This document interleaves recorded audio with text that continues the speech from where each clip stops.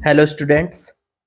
तो बच्चों, mechanical properties of solids chapter के क्वेश्चन चल रहे थे जेई मेन वाले 2023। क्वेश्चन नंबर 11 पे पहुंच चुके हैं हम। जरा करते हैं, सवाल पढ़ते हैं, सॉल्व करते हैं। A 100 metre long wire having cross sectional area. 100 metre की लॉन्ग वायर है, ठीक है। क्रॉस सेक्शनल एरिया दिया है उसका। तो क्रॉस सेक्शनल एरिया जो ये है 6.25 इंटू 10⁻⁻⁴मीटर स्क्वायर। पहले तो इसे लिख लो, 6.25 इंटू 10⁻⁻⁴ मीटर स्क्वायर में है, कोई दिक्कत ही नहीं है, मीटर स्क्वायर में दे दो, ठीक। एंड यंग मॉडुलस और वाई दिया है इसका 10⁻10 न्यूटन पर metre square. Okay. Is subjected to load 250 newton. इसकी लेंथ दे रखी थी ऊपर, देखो 100 मीटर, 100 मीटर की वायर थी। और इसके ऊपर जो लोड लगा है, मान लो ये वायर है इस तरह से, और इसके ऊपर 100 किलो का लोड लगा है, 100 kg। ओके।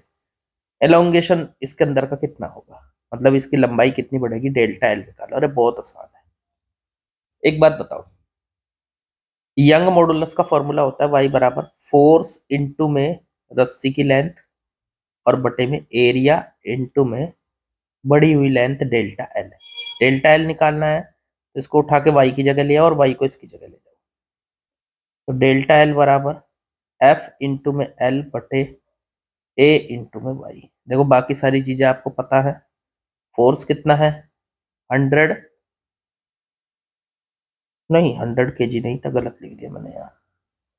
250 न्यूटन था ये फोर्स, 250। तो नीचे की तरफ जो लोड लगा है वो 250 न्यूटन है, उसे रख दो यहाँ, 250 न्यूटन।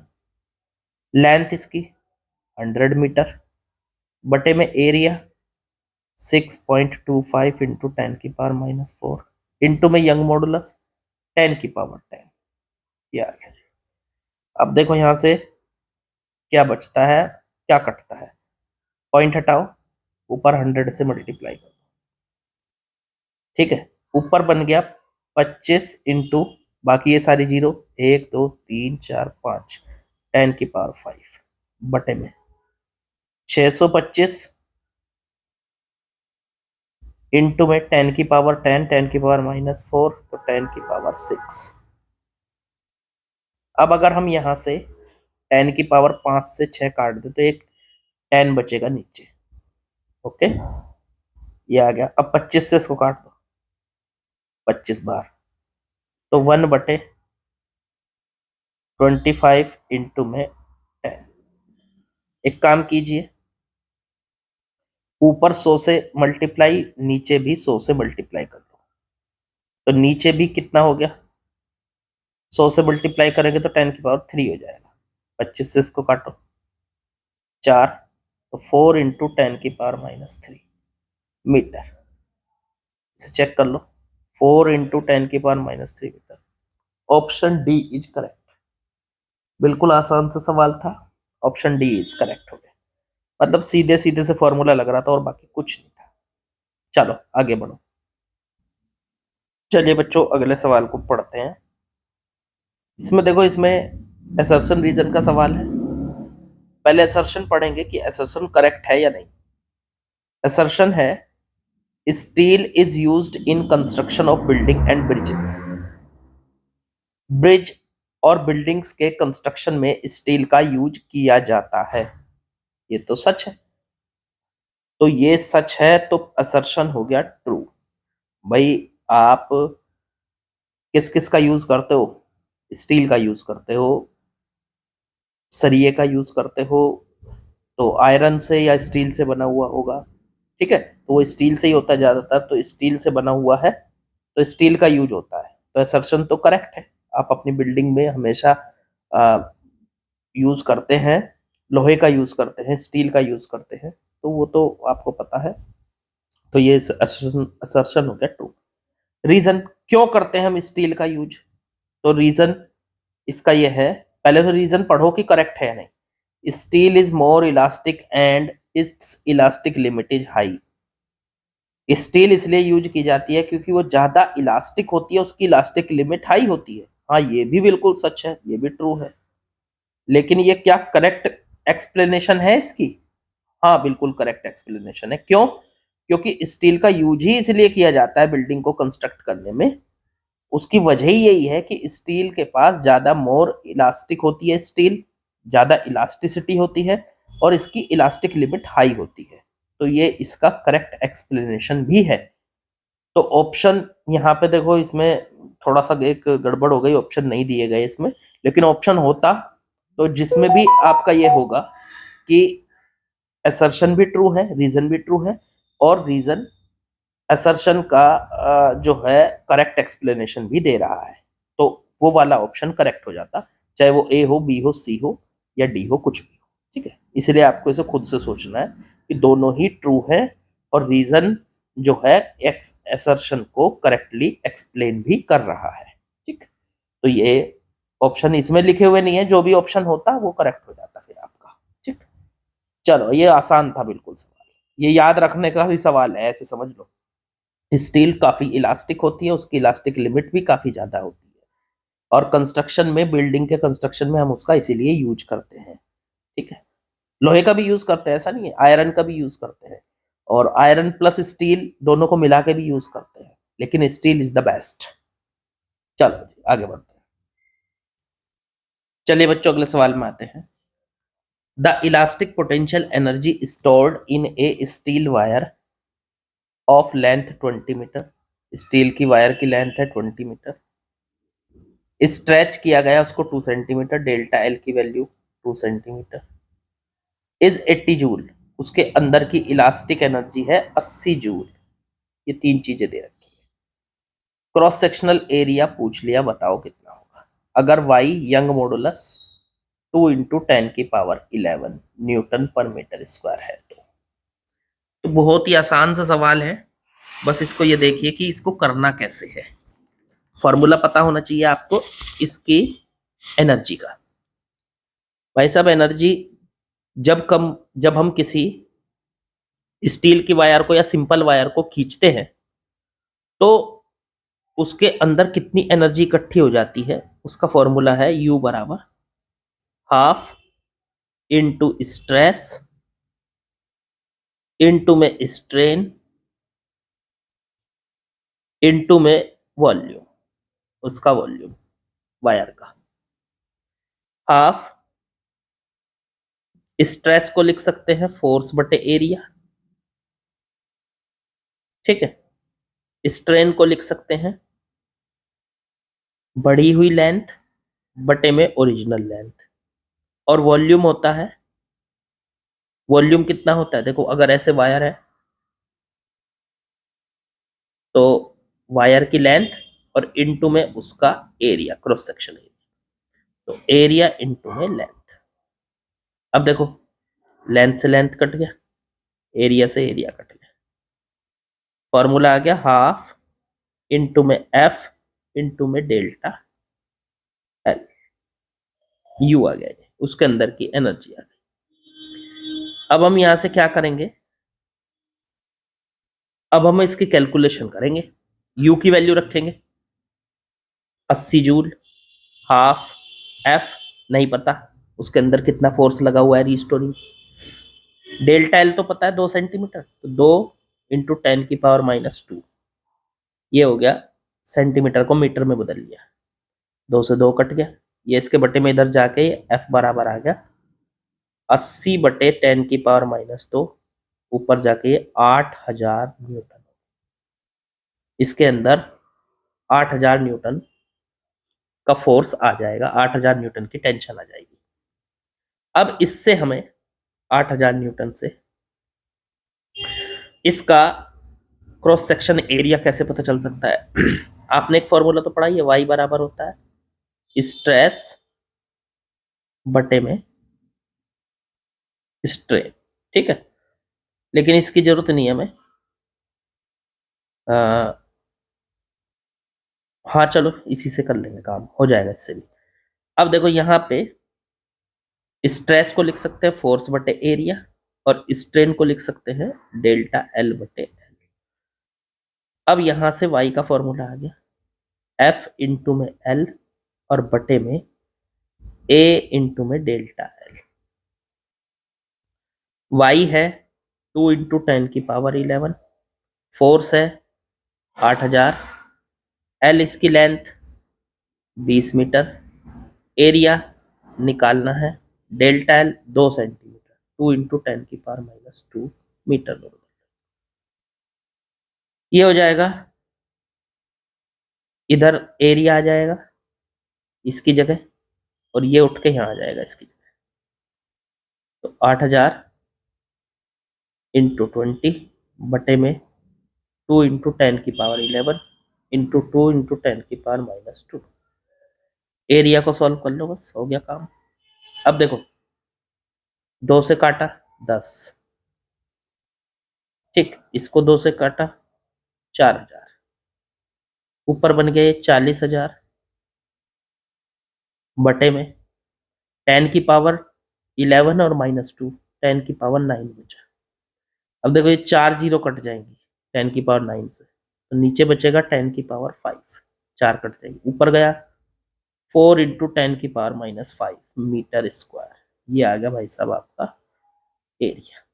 2 बार फॉर्मूले को यूज करना था, mm स्क्वायर में लिख रखा है इन्होंने आंसर, तो आप इसको 40 इंटू 10⁻6 मीटर स्क्वायर लिख सकते हो या 40 mm स्क्वायर लिख सकते हो। आपको पता है mm स्क्वायर में कन्वर्ट करने के लिए 10⁻6 से डिवाइड कर देते हैं, तो वो कट जाएगा, तो 40 mm स्क्वायर आ गया। तो आंसर आ गया 40 mm square.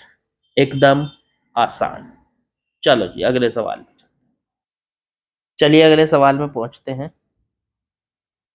N aluminium rod with Young modulus, aluminium rod का यंग मॉडुलस दिया है 7 इंटू 10⁻10 न्यूटन पर मीटर स्क्वायर।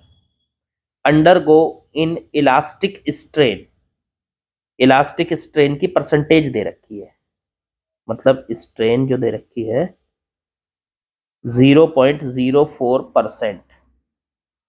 इसे समझते हैं आप? The energy per unit volume stored in the SI unit. चलो, एनर्जी का फॉर्मूला होता है half into stress, strain into में स्ट्रेस इंटू में वॉल्यूम V। अब पर यूनिट वॉल्यूम पूछा है, तो पर यूनिट वॉल्यूम का मतलब वॉल्यूम को U के नीचे ले आओ, U बटे V हो गया, हाफ इंटू स्ट्रेस इंटू में स्ट्रेन। इसे कहते हैं U बटे V को क्या, पर यूनिट वॉल्यूम,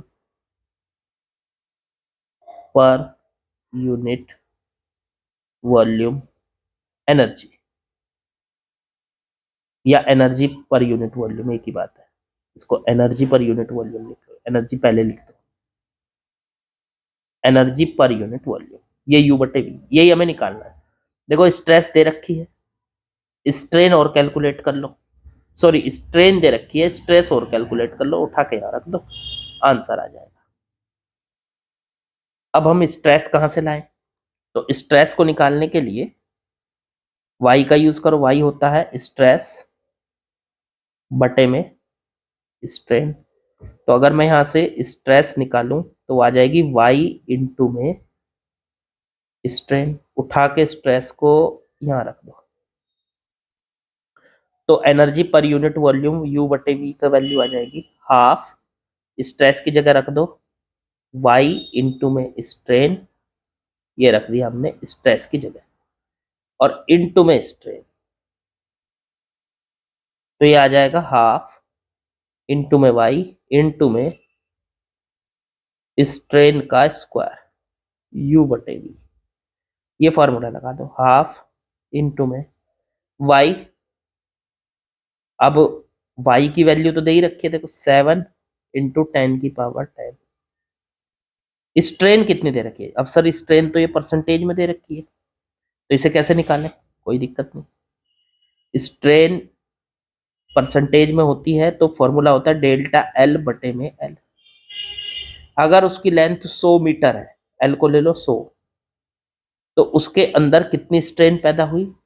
0.04%, परसेंट हट गई। अब आप इसे 100 से डिवाइड कर दो, बस परसेंटेज हट जाएगी। परसेंटेज में 100 से मल्टीप्लाई करते हैं, परसेंटेज हटाने के लिए 100 से डिवाइड कर दो, तो ये आ गई 0.04 इंटू 10⁻⁻2, या 4 इंटू 10⁻⁻4 कर दो, उसको उठा के यहाँ रख दो। 4 इंटू 10⁻⁻4 और पूरे का स्क्वायर, सॉल्व कर लो उसको। 1/2 इंटू 7 इंटू 10⁻10, 4 का स्क्वायर 16 इंटू 10⁻⁻8। अब 2 से इसको काटो, 8, 8 इंटू 7 56 इंटू 10⁻2 बचाए, ये आ गई 5600 जूल पर मीटर क्यूब। तो ये हो गया हमारा आंसर, ऊपर चेक कर लो, 5600। Option number A is correct. चलिए बच्चों आगे बढ़ते हैं। चलिए बच्चों अगले सवाल पे आते हैं। क्या दिया है? A certain pressure P is applied to 1 litre of water. देखो 1 लीटर वाटर है, 1 लीटर का वाटर है, एंड 2 लीटर ऑफ लिक्विड, कोई लिक्विड है वो 2 लीटर है। ओके, अब दोनों पे प्रेशर लगाया, इस पे भी लगाया प्रेशर, चारों तरफ से लगता है प्रेशर, तो वही प्रेशर इस पे भी लगाया, लिक्विड पे भी वही प्रेशर P, सेम प्रेशर है। अब ये तो वाटर तो कंप्रेस हुआ 0.001%, और लिक्विड कंप्रेस हुआ 0.03%। दोनों के बल्क मॉडुलस का रेशो बताना है, B1 और B2। पहले तो आपको याद दिला दूं, बल्क मॉडुलस का रेशो ये दे रखा 3/x, उससे x निकालना, मतलब पहले तो बल्क मॉडुलस का रेशो चाहिए, फिर उसे 3/x के बराबर रख देंगे, और जब x आएगा, चलो बल्क मॉडुलस B1 की बात करो, तो बल्क मॉडुलस जो होता है उसका फॉर्मूला होता है वॉल्यूम स्ट्रेस और बटे में वॉल्यूम स्ट्रेन।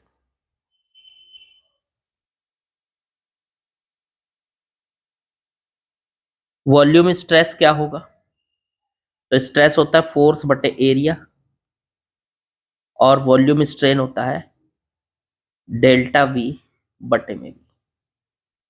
अब फोर्स बटे एरिया वॉल्यूम के केस में जब हम पूरी बॉडी पे चारों तरफ से फोर्स लगा देते हैं, तो वो फोर्स बटे एरिया बन जाता है प्रेशर, डेल्टा पी प्रेशर, और वॉल्यूम उसका घटने लगता है, इसलिए यहाँ पे माइनस आ जाता है, माइनस का डेल्टा वी बटे। ये फॉर्मूला लगाना है आपको बल्क मॉडुलस के लिए। तो B1 को निकालने के लिए हम फॉर्मूला लगाने जा रहे हैं, चेंज इन प्रेशर बटे में, माइनस बाहर आ जाएगा, डेल्टा वी बटे में वी, ये फॉर्मूला लगेगा। चलो प्रेशर कितना दे रखा है पहले वाले पे P, माइनस लगा दो, डेल्टा वी इसका वॉल्यूम में कितना चेंज हुआ, इसकी स्ट्रेन कितनी दिखा रखी है 0.01%। तो अगर हम डेल्टा वी को ले तो 0.01 हो गया, और बटे टोटल वी वॉल्यूम ले तो 100 हो गया, ये आ गया।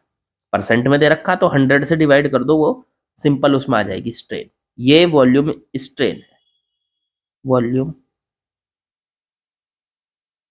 स्ट्रेन। आप ऐसे याद कर सकते हो, किसी को परसेंटेज में लाना होता है तो 100 से मल्टीप्लाई करनी है 100 से, और अगर परसेंटेज हटानी होती है तो 100 से डिवाइड करना है। तो परसेंटेज हटाने के लिए हमने 100 से डिवाइड कर लिया। अब ये चला गया ऊपर, तो B1 की वैल्यू आ गई माइनस में 100P, ये 100 ऊपर चला गया बटे 0.01, पॉइंट हटाओ, फिर से 100, ये बन गया माइनस का P इंटू 10⁴, ये B1। लो ऐसे ही निकाल लो B2, सेम इसी तरीके से, ठीक है। अब B2 निकालेंगे सेम इसी तरीके से, तो उसमें भी यही आएगा, चेंज इन, एक मिनट, तो उसमें भी यही आएगा, प्रेशर बटे में इसका कितना परसेंट हुआ, 0.03, तो परसेंट को बदल लो उसमें, इसकी स्ट्रेन दे रखी है, वॉल्यूम स्ट्रेन, तो 0.03 बटे में 100, परसेंटेज गायब हो गई। अच्छा आप कहोगे सर ये तो 2 लीटर था, ये 1 लीटर है, लीटर से कोई फर्क ही नहीं पड़ने वाला यार, कंफ्यूज करने के लिए दे रखा है बस। जब आपको स्ट्रेन दे दी डायरेक्ट, तो वो चाहे कितने भी लीटर था, आप खुद से सोचो, चाहे वो 2 लीटर हो चाहे वो 1 लीटर हो, स्ट्रेन दे दी तो हमें उसमें रखने की जरूरत ही क्या है। अगर स्ट्रेन ना देता, वॉल्यूम अलग देता, फिर कहता कि इसमें इतना वॉल्यूम बढ़ा या इतना वॉल्यूम घटा, तब हमें स्ट्रेन निकालने की जरूरत थी। यहाँ तो स्ट्रेन डायरेक्ट दे रखी परसेंटेज में, बस उसको परसेंटेज से बदल के, तो चलिए ये सॉल्व करके आ गया B2 बराबर, ये ऊपर गया माइनस का 100p बटे में 0.03, और पॉइंट हटाओ, 10⁻² से मल्टीप्लाई कर लो, तो माइनस का p इंटू 10⁻⁴ और बटे में 3, ये B2 है। अब हमें B1 और B2 का रेशो चाहिए, ठीक है, तो B1 बटे में B2, तो B1 माइनस का p इंटू 10⁻⁴ बटे में B2, तो माइनस का p इंटू 10⁻⁴ बटे में 3, ये पूरा कट गया, माइनस से माइनस कट गया, ये आ गया 3 के बराबर, ये 3 ऊपर चला गया। अब यहां से B1 बटे B2 की वैल्यू इन्होंने दी थी 3 बटे x, तो इसे उठा के 3 बटे x के इक्वल रख लो, इसके बटे में 1 मानो, 3 से 3 कट गया, क्रॉस मल्टीप्लाई कर लो तो x बराबर 1 आ गया। लो जी, ये आ गया x इक्वल्स टू 1। आसान, कतई आसान। अब देखो ये चैप्टर हो गया कंप्लीट, कल नया चैप्टर शुरू करेंगे, या फिर किसी, हो सकता है किसी चैप्टर के फॉर्मूले लिखवाऊं मैं आपको, ठीक है। बाकी 2023 वाले इस चैप्टर के सारे सवाल हमने कर लिए हैं। चलिए लाइक शेयर सब्सक्राइब कमेंट वो करते रहिए, बाकी प्रैक्टिस करते रहिए, रिजल्ट की टेंशन मत लीजिए, ये टाइम थोड़ा प्रेशर का है, प्रेशर को हैंडल कीजिए, थोड़ा सा जैसे टाइम मिले तो मेडिटेट कर लिया करो, अपने ध्यान लगा लिया करो थोड़ा सा, ठीक है, और घूम फिर लिया करो थोड़ा सा टाइम, मतलब एक्स्ट्रा चीज़ों पे भी ध्यान दीजिए, जैसे पढ़ के थोड़ा थक गए तो 10 मिनट के लिए घूम लो, बातें कर लो किसी से, और वो करके फिर अपना वापस आ जाओ, ठीक है। इस तरह से मैनेज करके चलना है, अपने पे प्रेशर एकदम नहीं लेना है, ठीक है। प्रैक्टिस करते रहिए बस, वो अपने आप फिर ठीक हो जाएगा। चलो बाकी कल करेंगे।